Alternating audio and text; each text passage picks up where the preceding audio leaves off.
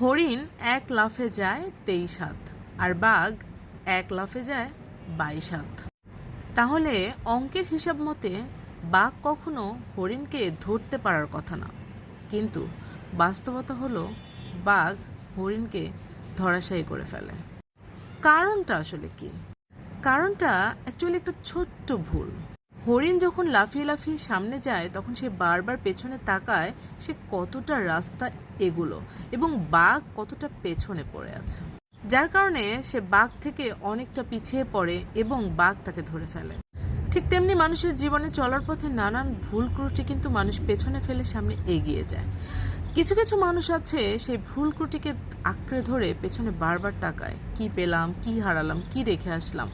এটা ভাবতে ভাবতে সে অনেকটা পথ পিছিয়ে যায়। কিন্তু জীবনে যদি আপনি লক্ষ্যে পৌঁছাতে চান তবে অবশ্যই হরিণের মতো ছোট্ট ভুলটি করা যাবে না, পেছনে তাকানো যাবে না, সামনে এগিয়ে চলুন।